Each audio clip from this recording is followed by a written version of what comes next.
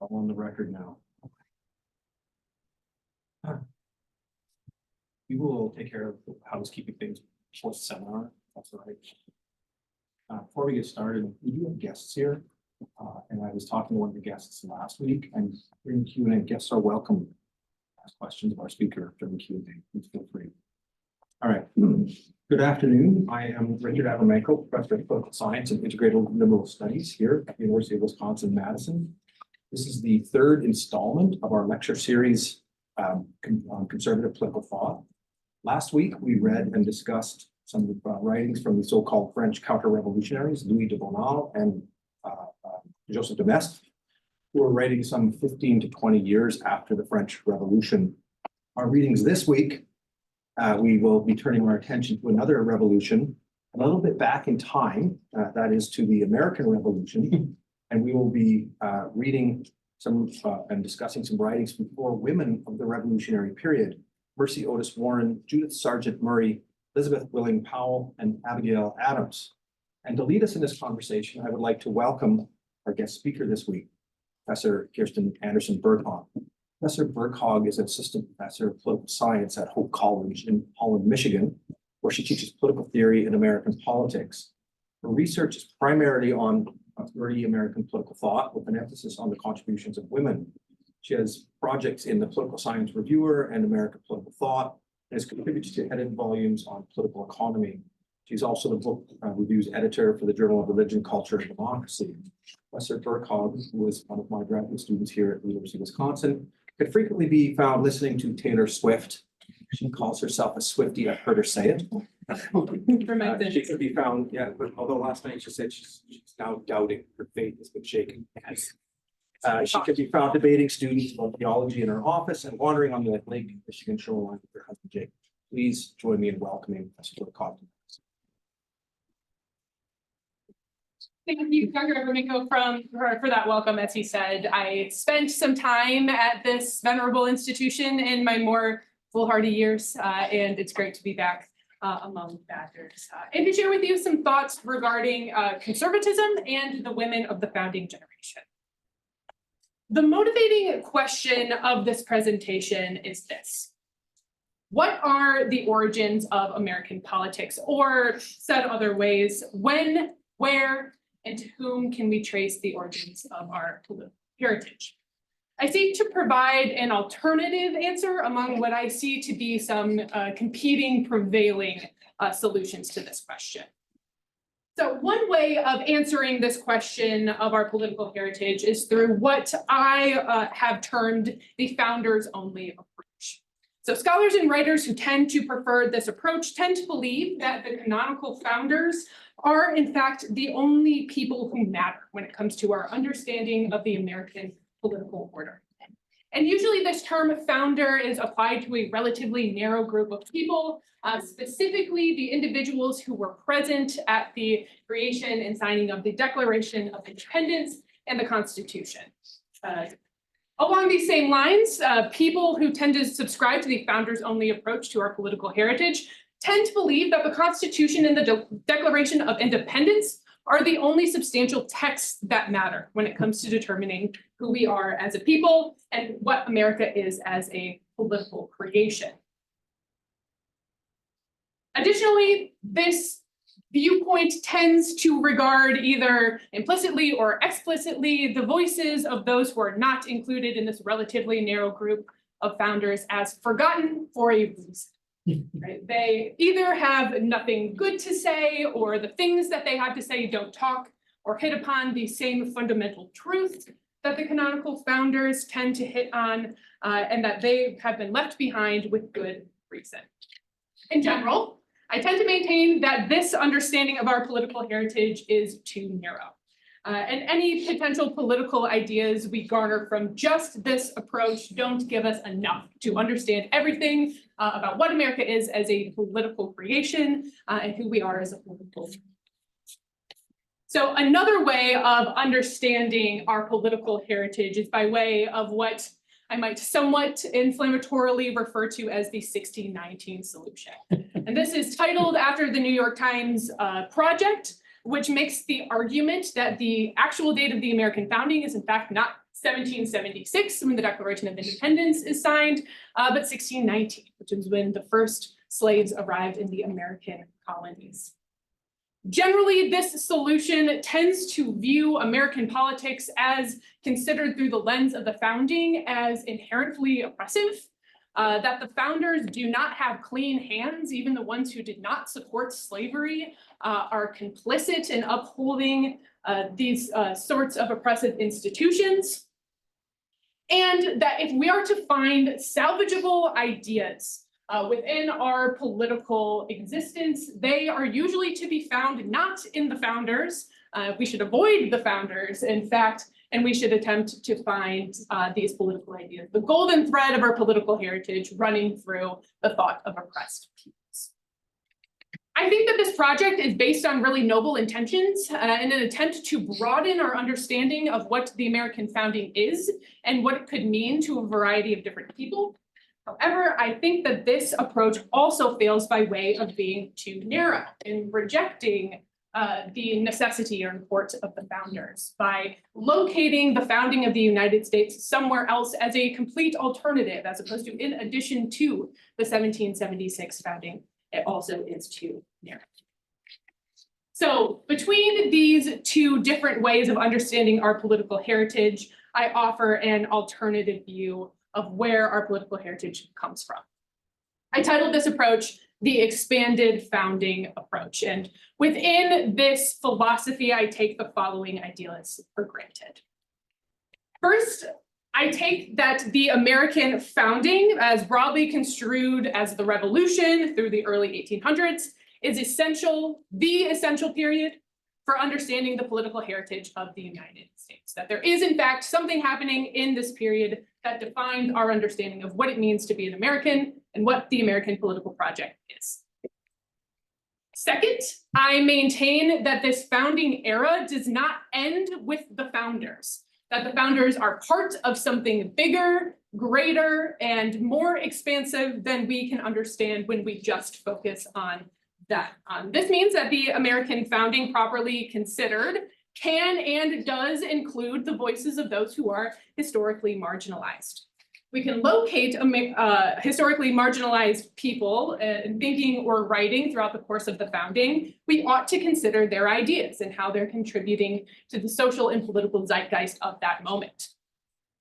And finally, I maintain the following, that the founding is not only a moment of political transition, but social reformation, and that American politics and society are inextricably linked. Therefore, we ought not to pay attention only to founding era writing that just considers politics per se, but we should also consider writing that considers social and interpersonal relationships, which provide the bedrock for how we understand our political society. So this is the operative framework, this mode of examination that I use. And from it, I present to you guys a tripartite thesis for our presentation today. First, that our founding genealogy, the trail of our political heritage, leads back to the American founding, that we find something good. Second, that the thoughts and works specifically of women constitute an important part of what we understand as the founding era. Next, I'm going to argue to you guys today that women, especially the two that I'll discuss as we continue on here, were in fact a conservative influence on the events of the founding. I'm going to proceed through this argument in 4 parts. First, I want to discuss what I mean by conservatism, get a definition on the board for us, so you guys know what I'm talking about with regards to this in consideration of this project. Next, I want to dig into 2 important women of the founding era and how their contributions may fit some definitions of conservative ideas.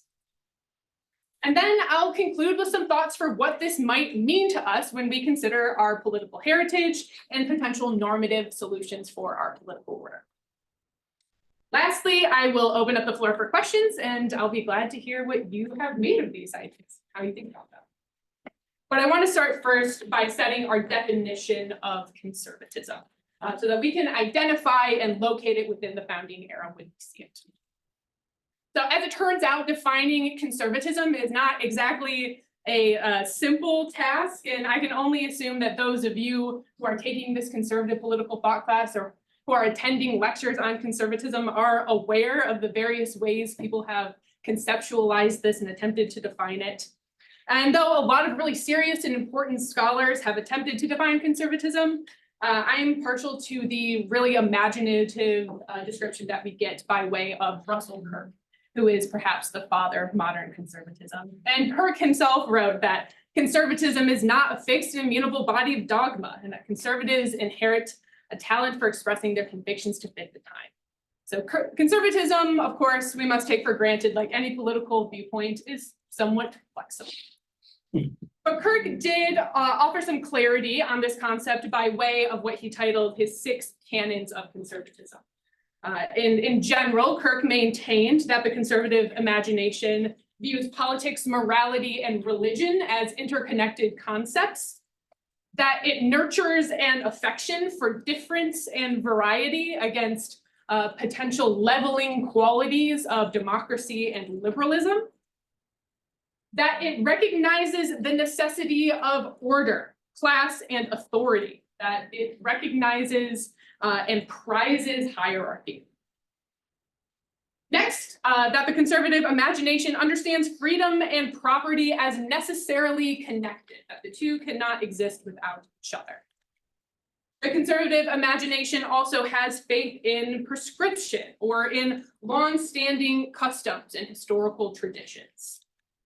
And finally, the conservative imagination recognizes and embraces change when change is necessary, but historically regards the wisdom of the past as a better bellwether for where politics ought to go, as opposed to something like novelty.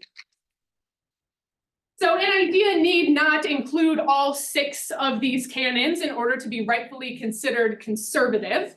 Rather, any of these canons, if we can identify them, provide us an indication that some particular idea may maintain a kind of conservative predisposition.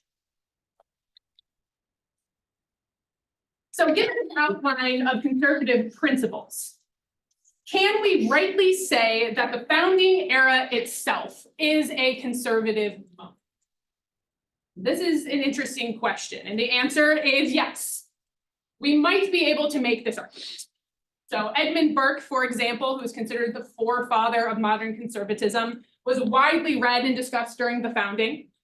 Additionally, some thinkers like Adam Smith, who wrote The Wealth of Nations, though not explicitly conservative in the same way as Burke, had some core ideas that were friendly to conservatism. The idea of Republican virtue is also a central idea of the founding debates. The idea that the wisdom of the ancient thinkers with regards to politics, the upholding of citizen duty is important. And scholars like George F. Will, a more modern writer, have written books discussing the founding as a kind of explicitly conservative moment. So yes, we could make the argument that the founding is conservative.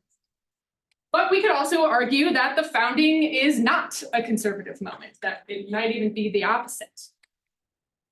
So perhaps even more important than Burke during the founding dialogues were the writings of liberal thinkers, like Jean-Jacques Rousseau, like John Locke.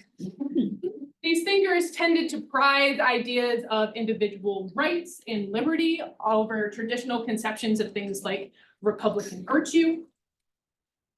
And modern day thinkers like Patrick Deneen at the University of Notre Dame have made the argument that the founding is explicitly not conservative, that it is explicitly liberal, and Deneen is not favorable to the liberalism of the founding. In fact, he believes in the modern day that it has failed.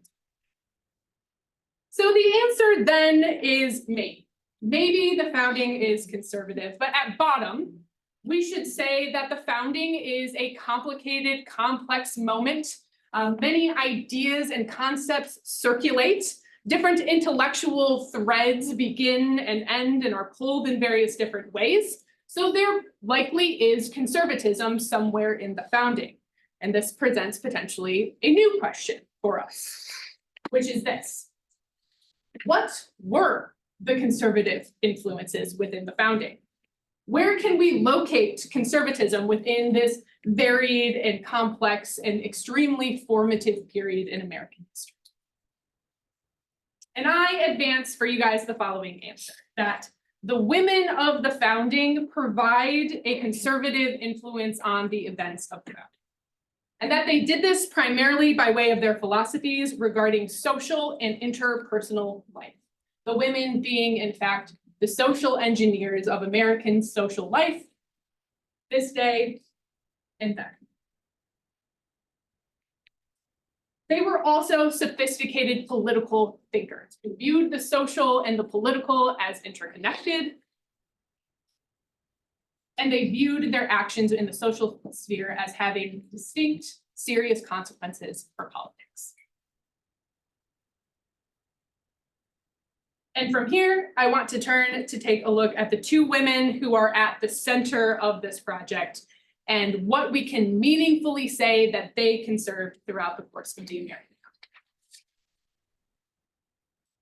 So Abigail Adams and Mercy Otis Warren are the two thinkers I want to consider today. These are two of the most important women of the founding era. Abigail Adams is probably the most famous of the two. She's married to our second president, John Adams. She's the mother of our sixth president, John Quincy Adams, and is a sort of high-ranking Massachusetts socialite throughout the course of the Revolution and the founding. Mercy Otis Warren, comparatively less famous, although I can't for the life of me figure out why she's not more famous. She was a good friend of Abigail Adams and John Adams both. Her lineage is something like Massachusetts royalty, dating back to the Mayflower. She has three brothers who are high-ranking political officials. Her father and her father-in-law are also extremely important political figureheads. And she's married to James Warren, who is one of the most prominent sons of liberty. And before, during, and after the American Revolution, Mercy Otis Warren wrote. She was perhaps the most prolific female author in the founding period. She wrote poetry, plays, political treatises, and she often wrote them under pseudonyms. And then later in the 1800s, she would write the first history of the United States. So these were women that were highly respected and regarded, not just among the women in their orbit, but among the highly powerful and influential men that they knew. So, for example, John Adams once wrote to James Warren, who was the husband of Mercy Otis Warren, that if I were of the opinion that the fair should be excused from the arduous cares of Warren's state, I should certainly think Marcia and Portia ought to be exceptions, because I have ever ascribed to those ladies a share, and no small one either, in the conduct of our American affairs. So Marcia and Portia, respectively, were the classical nicknames of Mercy Otis Warren and Abigail Adams, and they used these names in exchanges with their husbands and their family and their close friends. So John Adams in this quote says that these two women have played and will continue to play a significant role in dictating the direction of the new country, and that this is both a social and political role. So I propose that we, like Adams, take these two women seriously and investigate what these two have to tell us about American politics. So while there are potentially many lessons that we could draw from the writings of Mercy Otis Warren and Abigail Adams, I want to focus in on one key takeaway for both of them. Namely, that from the writings and historical example of Abigail Adams, we come to understand the importance of patriotism and the acceptance of the duty and sacrifice that patriotism requires. From the writings of Mercy Otis Warren, I argue, we gather an appreciation for the power of memory and the need to preserve it. So turning now specifically to Abigail Adams, the key piece of writing that I want to consider is the letter colloquially termed the Remember the Ladies letter, which was sent from Abigail to John, and it covers the dates of March 31st to April 5th of 1776. So we're here predating the signing of the Declaration of Independence, but revolution is brewing. John Adams is largely considered one of the most important sons of liberty. He is needed in Boston to sort of help quell these concerns. So usually those who read and studied this letter remember it for Abigail's impassioned plea to her husband that he and his fellow founding fathers remember the ladies and refrain from exercising tyranny over their wives and of the women of the new country. This letter has become really famous for this advocacy, which is why you will frequently find it included in anthologies of feminist literature. And while that is a crucially important part of this letter, readers often neglect what comes after this. So I want to offer you this quote from just before Abigail signs off. She writes to John that I have lately seen a small manuscript describing the proportions for the various sorts of powder, such as fit for a cannon, small arms, and pistols. If it would be any service your way, I will get it transcribed and send it to you. So Abigail Adams is writing to her husband. He is in Boston. She's on the family farm in Braintree, Massachusetts. This is a few months before the start of the revolution, and she is on the hunt for new recipes for gunpowder. So even from afar, she is concerned with the revolution and how she might be of use to the American cause in it. And this doesn't just include her engagement in politics. She's exhibiting this by way of her implicit understanding of her own role in the revolutionary conflict. She has a part to play here, and she's going to do the best job she can. So considering Abigail Adams as a historical example brings her understanding of duty and patriotism into even clearer focus here. So John Adams left the family farm in Braintree, Massachusetts, as rumors of revolution began swirling throughout New England, and he returned infrequently throughout the course of the next 2 decades. He was there times, he was usually away. He kept an apartment in Boston, and he spent some time overseas, serving as an ambassador to a number of different European countries. He left his wife, Abigail, in charge of the family estate in every significant way. She had the power to make financial decisions, to hire and fire help, which she often wrote about, to trade and barter with local neighbors, and John trusted her fully with this property and helped very little in the time that he was away. Most of the letters between John and Abigail Adams are in fact her recounting the management of this family farm. So if this sounds like an atypical situation for a woman who lived during the founding era, you're correct. Women usually did not run households, especially given their limited political and social rights. However, Abigail's letters to her husband and her family and her friends indicated that she believed that this was her duty to her country. She gave up familial comforts for the benefit of this new burgeoning nation. And by the outbreak of the revolution, Abigail had written to John that of their 14 married years, they had only spent 7 of them cohabitating. It would be much longer before they were able to be together consistently again. So Abigail Adams believed in the American project, and her patriotism led her to a sense of duty and sacrifice on behalf of this project.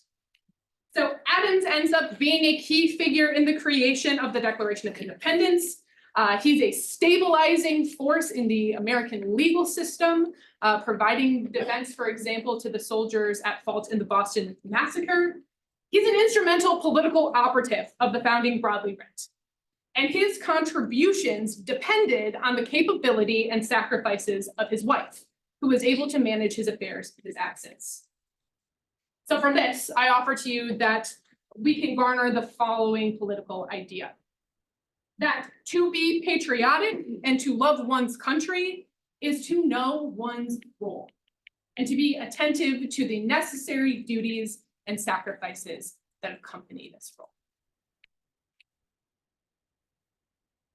So if we return to Kirk's 6 canons of conservatism, we can see that this idea incorporates several of them. Namely, this idea understands an interconnectedness between politics and morality. Abigail Adams viewed her contributions and her role, though not explicitly political, to be instrumental to the political order that she loved. Next, this idea communicates an idea of order and of class. Abigail Adams understood that she had a specific role to play in the history of the American founding, and that this role was different than the role of her husband and the role of anyone else. She understood where she fit in the scheme of the political landscape and focused on performing that role well. Finally, this idea acknowledges the need to incorporate necessary change. Adams was supportive of the revolution and the important ways that it was reshaping both society and politics. Understanding the necessity of the change, she found herself willing to sacrifice and to carry out the duty her role.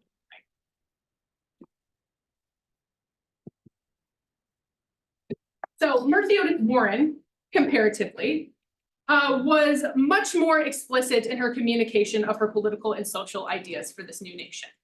So of kind of particular interest here is her essay entitled Observations on the New Constitution, which she published in 1788 in response to the ratification debates. So at the same time, the Federalist Papers are coming out in newspapers throughout New England. Mercy Otis Warren is publishing her observations. So she was a prominent anti-federalist, and as such, her review of the document was not favorable. In particular, she thought that the Constitution would be better at preserving liberty in theory as opposed to in practice. In fact, she opens the essay with these words, that mankind may amuse themselves with the theoretic systems of liberty and trace its social and moral effects on sciences, virtue, industry, and every improvement of which the human mind is capable, but we can only discern its true value by the practical and wretched effects of slavery. She would go on to describe a number of theoretical regimes that had, in her estimation, tried and failed at preserving liberty. And she selects these cases with purpose. She talks about Greece, Italy, Rome, Great Britain. These are countries that have historically borne the torch of liberty, and they have all failed to protect liberty in the end. And Warren tells us that the reason for this is a sense of forgetfulness. These countries have learned at some point the necessity of ensuring freedom for their citizens, and over time have become complacent. The settling in of complacency has led to a forgetfulness of what she calls the practical and the wretched effects of slavery. These countries have forgotten what it means not to be free, and as such, have lost their desire to preserve freedom. In this way, the history that Warren presents is a cyclical one. That over time, we see the same things happening. And that to break it, what this new United States must do is retain the memory of what it means not to be free. And this memory she sums up by way of the principles of the revolution. We must remember the reason the revolution was fought, the feeling of oppression by Great Britain. And if we lose that sensibility, so too will we lose our desire to preserve freedom. So Warren had a number of fears for this new constitution, which she outlines in her essay. But in particular, she is afraid that as written, this constitution is going to make us forgetful. She's concerned that it makes it too easy for states and for individuals to cede their power to a federal government. And once that happens, it is impossible to earn those rights back. Warren recognizes the ease of this because she also recognizes that it is difficult for one to self-govern, to determine the things that are good for us and not good for us, and choose the things that are good for us takes immense self-discipline. And while this is difficult, Warren says, it is a privilege that is worth dying for. In fact, it is a privilege that the people who died in the American Revolution did in fact lay down their lives for. And this document, she is concerned, as written, does not properly inculcate and honor this memory. We need to remember the sacrifice which was made for our ability to determine what it means to be free and to govern ourselves. So when we look back and we define conservatism again with these canons, we see a few emerging. This privileges an interconnectedness of politics, morality, and religion, political and social life. What we remember means something for how we operate politically. We're able to remember through stories, songs, what we prize in educating our children in the crib on. This determines what sort of political system we live in. Additionally, it puts faith in history. The idea that memory is important, remembering the things that were important a long time ago, tells us something about what we ought to do today. And also, this position is accepting of slow and appropriate change. Freedom is to be protected, and that may mean that things over time must evolve, but that change should be slow, it should be gradual, and it should privilege the wisdom of history and the preservation of that memory over novelty.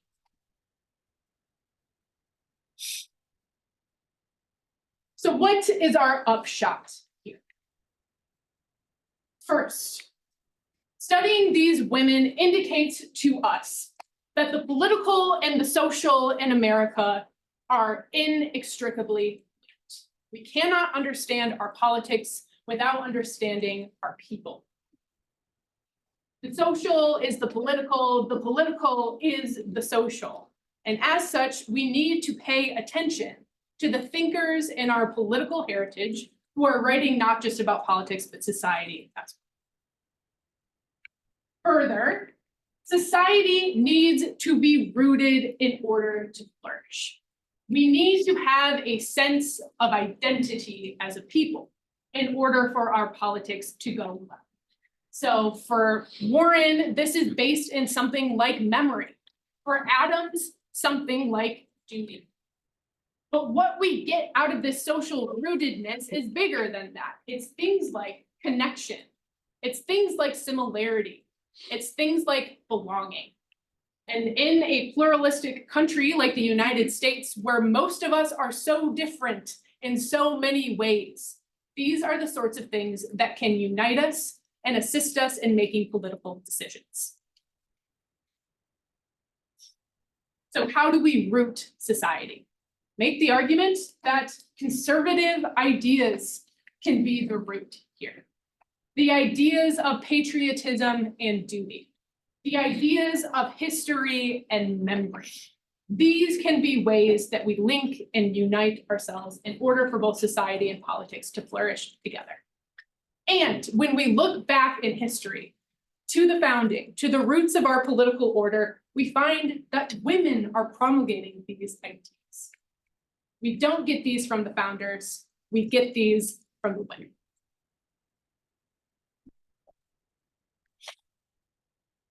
The upshot of this, I think, can be boiled down to three core things. First, the political inheritance of the founding is bigger than the founders. It can include women and other marginalized peoples, and it does contain and concern some conservative ideas. Next, looking at the founding in this expansive way, including more people in our understanding of how we come to know our political order, doesn't just give us more answers to what to do with our politics. It may give us better answers. In particular, it may take our focus off beating our heads against the wall of the political problems we face and thinking about things like our social conditions. Some of these better answers don't just lie in more politics. In fact, they lie in the social. Social revision, in fact, may be some of the way to curing our most serious political ills, as opposed to politics.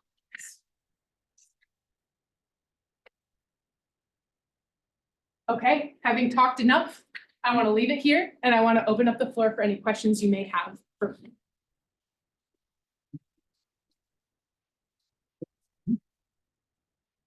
Yes, Yes, I was interested in that Mercy Otis Warren yes, spoke about Italy. Yes. Because strictly speaking, there was no Italy as a political unit until around 1870. yes. So she's thinking of Italy in a relatively abstract way, the regions of Italy, et cetera. There are elements of democracy that follow through from Greece and Rome throughout the Mediterranean. So she's not thinking about a united Italy as we would consider it, but rather using it as shorthand for other democracies that have emerged in that region.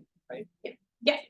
Would Warren have any further views when the Bill of Rights was passed 3 years later? Yes. And what did she think about that as the self-governing problem?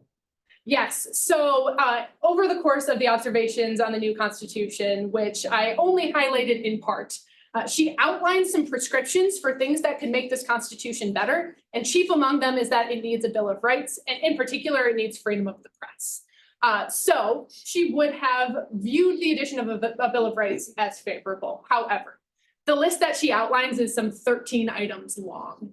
It is not simply a Bill of Rights, it's plenty of other things as well. So she would have, I think, approved of the Bill of Rights, but have said that there's much more that could have been done in effectively assuring that the Constitution prizes this memory of freedom. Yes. So you define conservatism through the use of 6 bullet points. Yes. Would the other founding fathers not subscribe to a similar amount of those bullet points that the 2 women that you mentioned followed through? Like, what was the Yes. difference in their ideology that they're separated? Yes, so generally, I've taken the tack with this particular presentation that as we consider the founders, we tend to view them as most influenced by comparatively more liberal thinkers. So they may have had some conservative ideas that we can sort of pull out, but the ultimate result of the founding documents is a relatively liberal political order that prizes the idea of rights as construed negatively, that rights are protections that one has from a government, as opposed to a sort of right of operation within a kind of correct moral framework that you might have in a sense of classical republicanism. So that's the kind of key distinction there, is that while there's a lot of ideas within the founding and within the founders themselves, the documents that we tend to reference when we reference the founders tend to be of a more liberal strain. Other thoughts? Yes. Just one, two questions. Why did they use Marcia and Portia? Was there some significance to these names? Yes. And second, so you mentioned duty and sacrifice, and it's like the hallmarks of patriotism. Yes. And that's sort of the hallmark of their conservatism. Duty and sacrifice, I mean, this was a big part of the Soviet mantra as well. So maybe you can distinguish for us how patriotism, as defined by duty and sacrifice, has certain conservative values. Yeah, okay, so I want to hit the pseudonyms first because that's really interesting. They self-select these pseudonyms, they're not given to them. Portia is the wife of a famous Roman statesman, relatively sort of thin metaphor there. She chooses a Roman statesman with a relatively well-known wife, and she says, Abigail Adams says, that's me. Marcia for Mercy Otis Warren is a little bit tenuous. We're not exactly sure which Marcia she's referring to, but there is a Marcia in Roman history who is a slayer of tyrants. So that's sort of my preferred. Well, first, actually, she's a sort of consort of the tyrant, but she uses her status as consort to get close to him and kill him. So that's sort of my preference for that pseudonym, but we actually don't know that one for sure. As far as duty and patriotism, so I outlined duty and patriotism in Abigail Adams, and I also outlined the memory of freedom, or rather freedom's lack, this thing that we experience when we have our freedom torn from us, which is sort of the pillar that Mercy Otis Warren gives us. And I think we need to take these two together, right? The reason that the United States for Abigail Adams is worth sacrificing for, worth doing a particular duty for, is because it is also premised on this expectation of freedom, the desire to not repeat a cycle of history that ends up neglecting the need for freedom, which I would say could potentially be antithetical to how we would think of the Soviet Union. What would have like ordinary women at the time thought of these ideas? Because we talk about these two, but these were not ordinary in any No. special means. I mean, they were the elite of the elite. So these ideas are already kind of rubbing shoulders with, the people they know. So what would, other women at the time have to say about it? Yeah, so this is a really interesting question. You're right to point out that these are not typical women, especially Mercy Otis Warren. She's highly educated in a way that very few women are. Abigail Adams, comparatively, has a sort of typical women's education. Most women in the United States, most white women, were literate, had the ability to read basically, and in fact, most women were in fact some ways political, were at the very least read by way of newspapers, by way of conversation. Tocqueville talks quite a bit about this, although he comes sometime later, about this sort of literacy Americans possess, not just men, but women too, with regards to their political order. They care a lot about it. This was also true then. One of the things that Adams and Warren are doing that is really atypical for women of the day is writing, and in Warren's case, publishing. Writing letters was relatively typical. Writing about politics, less typical. For Warren, though, to be publishing even under a pseudonym was very, very unusual. So those are sort of the key distinctions there. I would say, to kind of modify the concern, that most women of this time were both literate and politically concerned. So they would have been interested in these ideas and may have read some of them, in fact, if they were published. That's a very roundabout way of answering your question. Did I answer your question? Yes. Okay. Yes.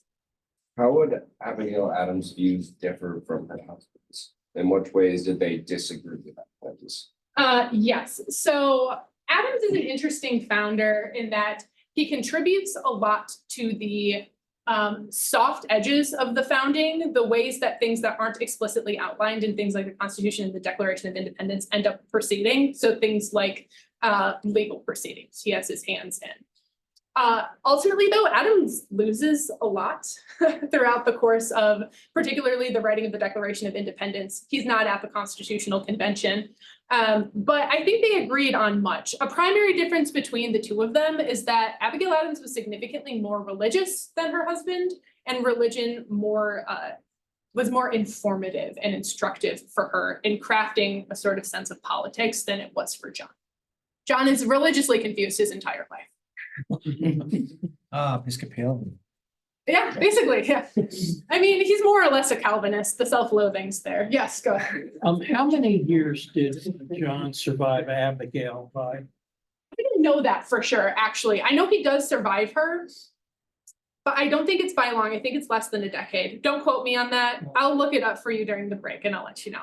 Okay. An interesting story about the death of John Adams, though, which is one of my favorite historical factoids. So Adams and Jefferson are political rivals, really their entire careers, but they're close friends. They like each other personally. And once they're retired, they exchange a lot of like really beautiful, thoughtful letters about statesmanship, about life, about aging, really fascinating historical friendship.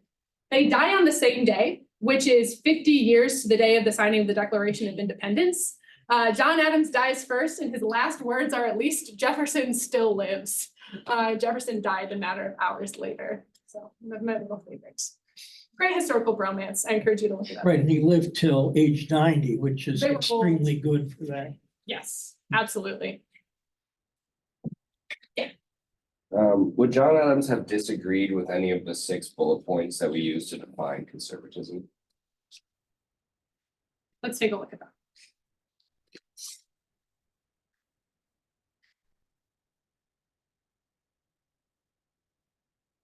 Not necessarily. He's more conservative. In fact, John Adams gets labeled a monarchist. In fact, he writes this book called The Discourses on Davila, where he effectively extols the virtues of aristocracy. It gets him blacklisted from a lot of stuff, which is part of the reason he loses many of his political battles and has a very unsuccessful presidency. Yes, Adams would have been more conservative founder.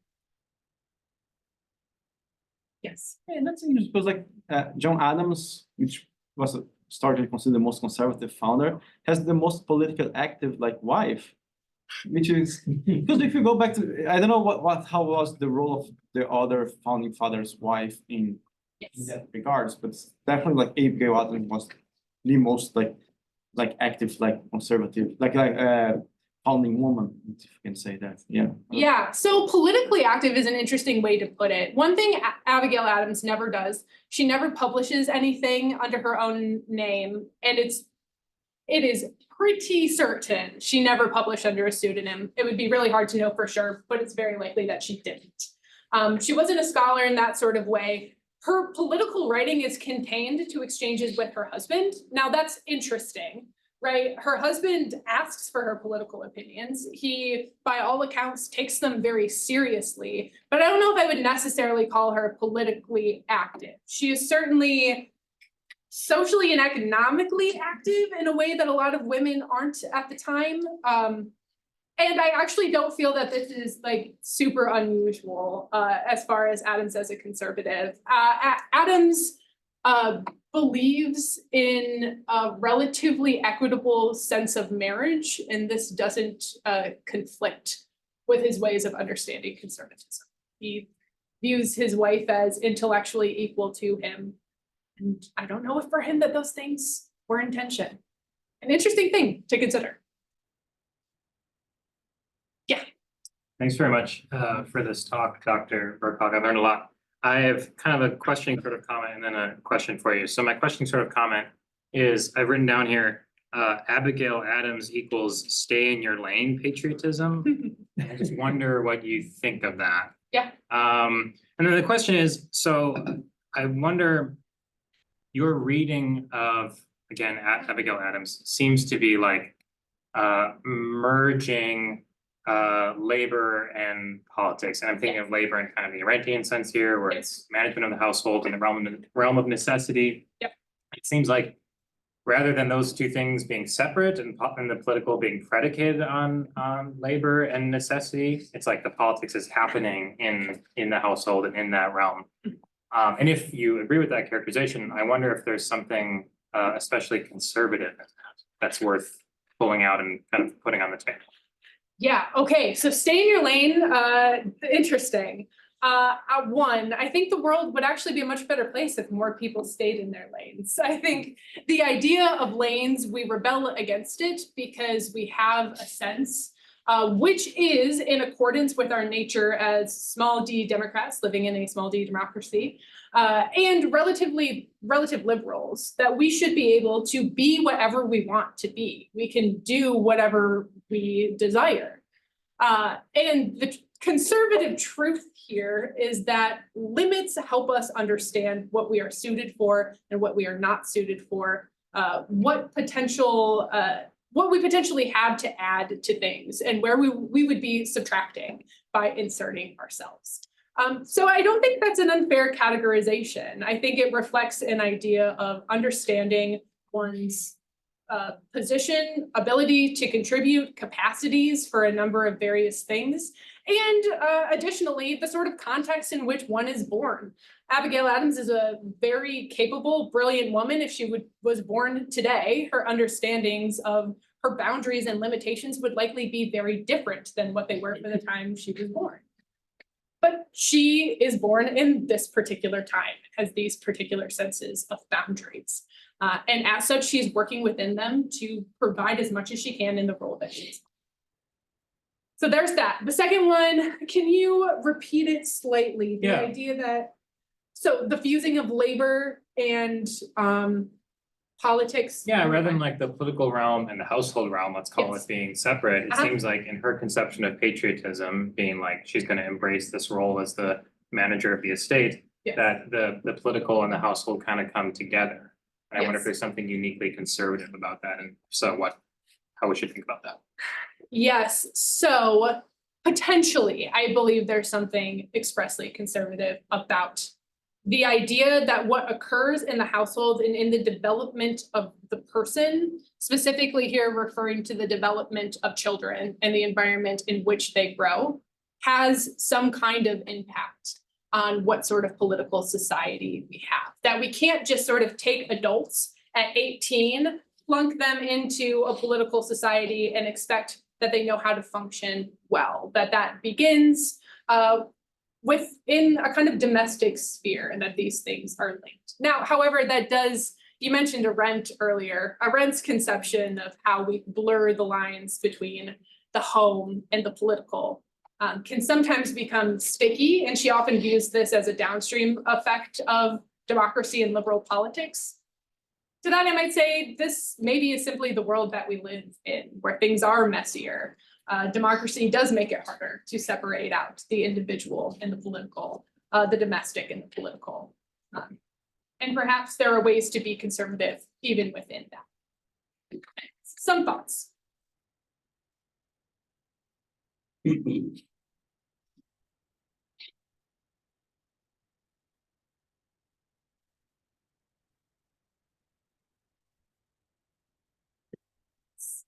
What do you think the modern, like, duties and contribution to like? So I think a wonderful thing about living in the modern era is that we have more options in terms of understanding duty.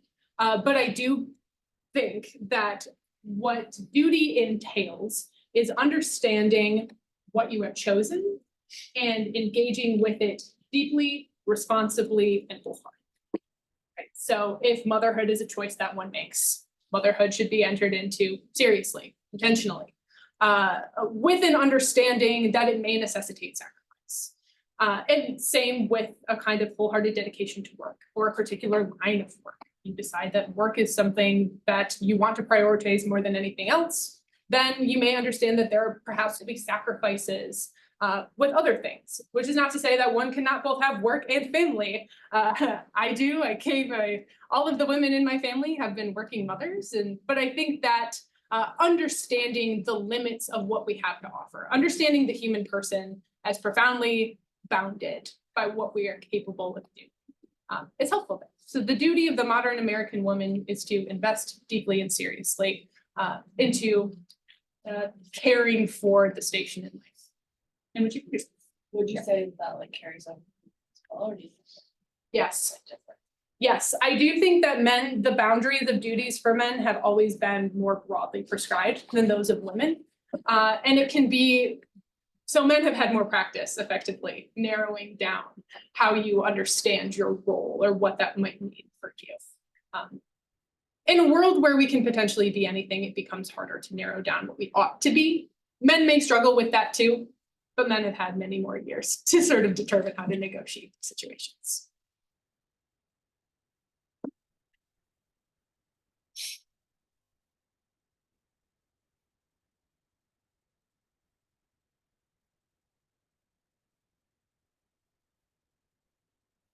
You know how Braintree got its name? It's something I've never.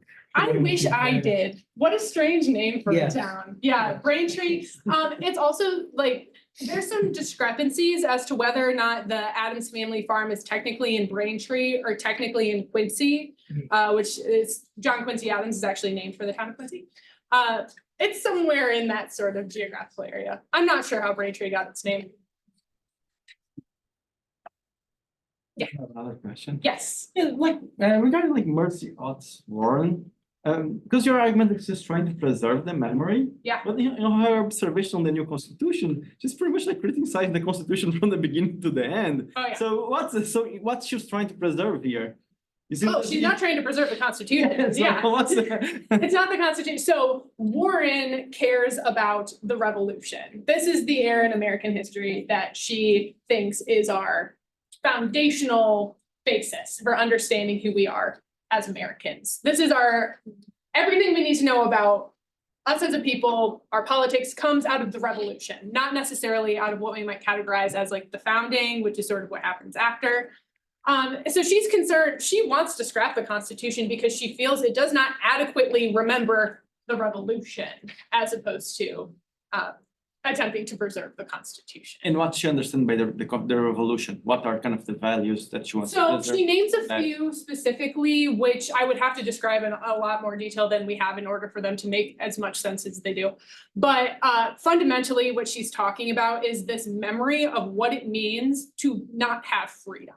Like there's this thing that happens to the person, that an experience that we feel deeply when our freedoms are stripped from us in the way that she says Britain has stripped the rights of Americans prior to the revolution. The revolution comes from this impulse, this feeling that we get when we are not free. And in order to continually wage the war for freedom, which is how she phrases it in some of her writing, the preservation of freedom is something like a continuous war. You have to keep that feeling of oppression alive. And if you lose the feeling of oppression, you end up forgetting why you want to be free in the first place. And she thinks we only have that feeling, like that's only in the public consciousness in the United States right at the outset of the revolution. And Yes, go ahead. yeah, and that's kind of the meaning that, because she wrote like a history of the American Revolution specifically, you know? So, and that's what she tries to achieve from it. So that's kind of like this constant strive for recognition. Mhm. That's what kind of like keeps like in the possibility for free political order alive. I'm glad you brought up her History of the Rise, Progress, Termination of the American Republic, which is published in 1805. She's in her 70s. She's very old when she publishes it. But what she's attempting to get at, it's a really bad history. And in fact, historians, academic historians really don't like it because she gets so many facts wrong. It like seems like she's almost trying to get facts wrong. And the argument against that is that what she's trying to do is not write a factual history. She's attempting to preserve a memory. She wants you, when you read it, to feel the thing that Americans felt when they felt that they didn't have freedom. By writing the history in that sort of way is an attempt to preserve the memory on her own terms. Here, I'm going to give you this history so that you can remember what it feels like not to be free.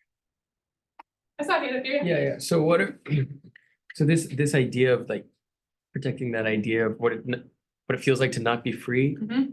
This makes sense if you lived during the revolution. What is her idea for keeping that for a generation that no longer has ever lived to see it? What was the problem with the Romans who, for so many years? And that's what she says every torture freedom bearing nation in history has failed to do it. So that's the challenge. And she says effectively the Constitution is not doing a good enough job. And in particular, the Constitution isn't paying enough attention to the social conditions that would preserve that memory. So we need to pay attention to how people teach children what sorts of things we outline explicitly in our founding documents. Like we don't have enough reference to this specific idea in our founding documents. And then additionally, she says, beyond just what we might write down, we need to prioritize the idea that like we should have things like songs and paintings and it's like all of the various aesthetic ways that people might preserve a memory over time. And that our Constitution needs to like promote these things explicitly. So there are a few specific examples, but basically the Constitution is just wrong in how it does it. Totally. She's scrap it, doesn't like it, fully anti-federalist. So like in the modern era, would she say that like we've achieved that, or would she say like we're like Great Britain and Rome and we failed? Absolutely. She would say the latter. She would say there is a lot of things here that are not quite right. They're indefinitely putting to the side any political arguments you might make about rights or the dissolution of rights. That certainly we don't appear to be a people that cares seriously about the potential that we may one day be oppressed by governments. Or at least the majority. Yeah. Isn't there also the whole can of worms that could be opened regarding, was the American Revolution really a revolution, or was it just a bourgeois revolution that maintained the same distribution of wealth and the same order of social classes and all those issues that could be brought up? Totally something you can consider. You could also ask the question as to whether or not the American Revolution is in fact a revolution or if it's a rebellion. There's a lot of perspectives here on this. Warren would say that certainly the American Revolution is a complete overhauling of both politics and society. Now, granted, she is from the upper echelons of society in Massachusetts, so take that for what you will, but that's at least what she would say. Yes, Actually, yes. Would you agree with the idea that Warren kind of mistakes the purpose of the Constitution by confusing mechanisms of daily governance with her idea of having a civic education drilled into each coming generation, which would probably be more in the vein of the mother being more present, considering what we see at Abigail and John Adams. Which she apparently wasn't that much engaged in, considering all the writing she was doing. Actually, counterintuitively, she's the mother of 5 very, very successful sons. She's active, and she's got in her biography, she has a lot of tension between her writing and her sense that she has things that she needs to write, the encouragement to write that she receives from people like John Adams, and her sense that perhaps being a public author is not suited to her role as a mother. So there's some interesting things going on in there, which would take a long time to untangle. As far as mischaracterizing the Constitution, I think for Warren, I think she does see what you've outlined with regards to the Constitution. She sees it for how you're describing it. She just says that's not the type of Constitution she would prefer. She wants something completely different. Right? It's sort of like presenting a paper at a conference and someone raises their hand and says, well, if I had written this paper, this is the paper I would have written. That's sort of what Mercedes Warren is doing with this observation. Although I think there's some really interesting and useful political things in here. That is really what she's doing. And do you have a sense of how was the reception of her piece? Yeah, so Negative, we know the positive? anti-federalists lose out, right? So she's an anti-federalist. The anti-federalists lose at the Constitutional Convention. They lose at the ratifying conventions, except for the Bill of Rights. Generally, it would have been warmly received among anti-federalists, less well received among federalists. That's sort of obvious here. As far as Warren specifically in this piece specifically, Herbert Storing in his book, What the Anti-Federalists Were For, writes about Warren as perhaps the most theoretically consistent and persuasive of all of the anti-federalists. So among the anti-federalists, she was the one that people were reading and taking to heart. She had the sort of most cogent arguments, which makes some sense because the anti-federalists, as compared to the federalists, are extremely varied with a lot of different priorities, with a lot of kind of different philosophies and ideologies that are in tension, whereas the Federalists are relatively unified with some minor disagreements. of course, ultimately, the Federalists lost out by 1820. They were pretty much gone. Yeah, there's a lot of party reshaping and reforming. Whether or not the anti-federalists ever really counted as an American party, I think is potentially debatable, but those early parties, yeah, they flex and they change. And Jefferson's a Federalist at the Constitutional Convention, but then he's a Democratic Republican by the time he runs for office, so. Party lines were more malleable than they are now.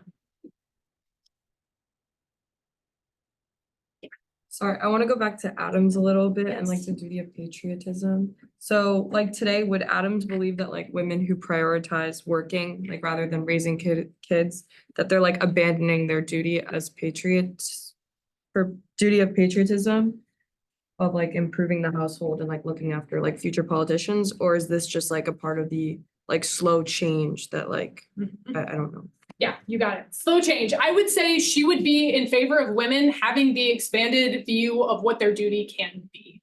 So in the Remember the Ladies letter, she is writing to her husband saying like, men are in a position of power in this country, and you have the capability to be tyrants over us if you want to be.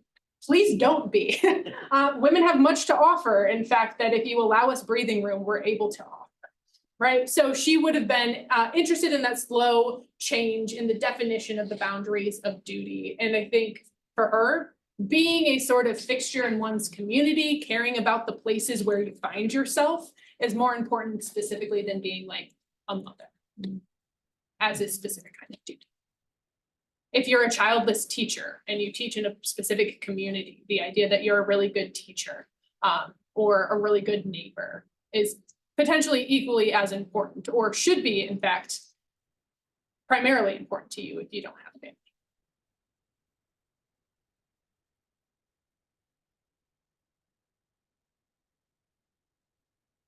Yes. What canons of conservatism are present in our founding documents? Because I think that some of those Yes. do apply, but I don't know about all of them. So ordering class is one of the ones that's, okay, so which ones are is your question? Yeah. Okay, so I would say connection of property and freedom shows up quite a bit.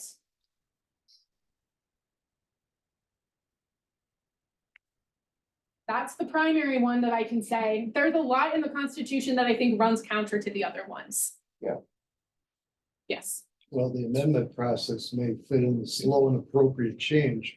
yes, potentially. That's something that we could talk about.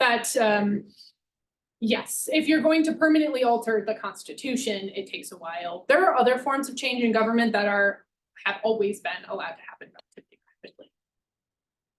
My favorite is the 27th Amendment. One that took, what was it, 203 years to finally be ratified?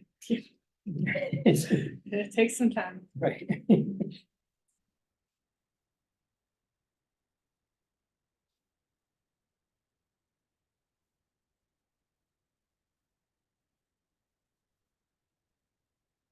Why don't we take a 10-minute break